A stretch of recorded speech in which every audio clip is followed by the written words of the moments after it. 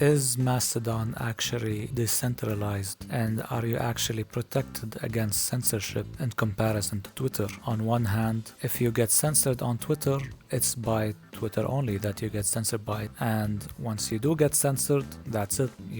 All of your content, all of your tweets, all of your account, that's it, they're gone. Now if you look at Mastodon, it's pretty much the same thing, where you join a Mastodon server, let's say, or domain, and you still have to abide by their rules. And if you break the rules, like Twitter, they have the ability to ban you, remove your account, remove access to your content. And that will be that. You might be able to join a different server that's connected to Mastodon, of course, that's using the same tech, same protocol, and is connected with a bunch of other servers as well, but you're still facing with the same issue, which is you have to know what the rules are, and if you don't abide by them, you will get censored and you will get booted off their server, like Twitter. The only better thing about Mastodon are two things compared to Twitter. The first is that multiple people can create their own server, and each server is able to communicate with another. So imagine twitter.com communicating with Facebook, and both of them are saying each other's content. That's what's nice about Mastodon. The other nice thing about Mastodon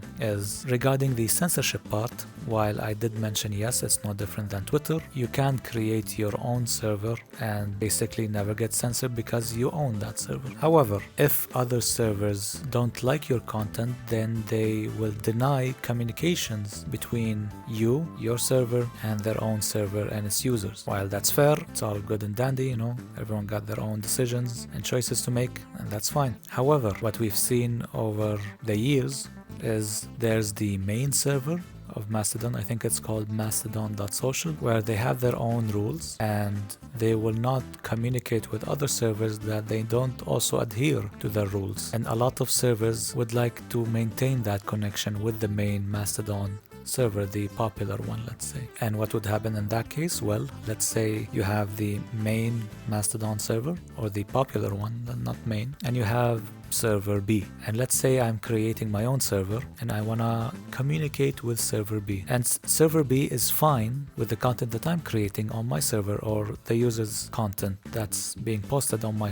server. However, Mastodon.social, the popular one, do not like what's being posted on my server. So Mastodon.social will basically threaten server B to excommunicate with my server, and if they don't, then they will excommunicate it from the Mastodon.social server. And depending on their decision and what will most likely happen and what did happen over the years is server B will now discommunicate or not communicate anymore with my server. So that's the issue right now that's facing Mastodon. Is it actually decentralized? Yes, in a sense that you can make your own server, and it is censorship resistant against other people in a governmental sense, because governments will have a hard time censoring all of these servers. However, they can definitely influence the popular one and have the popular one influence all of the other servers that it is connected to. So in that case, it's not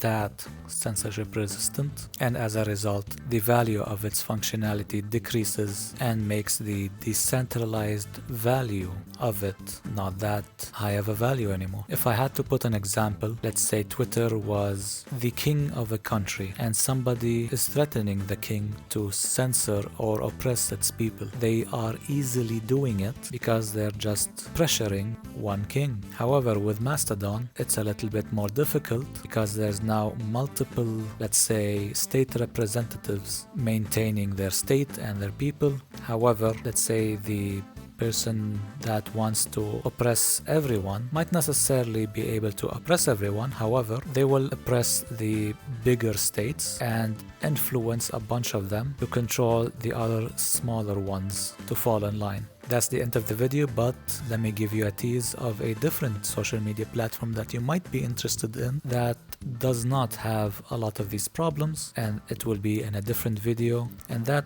social media platform, or rather protocol, is called Nostr, N-O-S-T-R. I'll have a video about it where I compare Mastodon and Twitter and Nostr and give my thoughts on Nostr and all of its use cases and its more decentralized and more censorship resistant nature. Thank you for watching. Bye bye.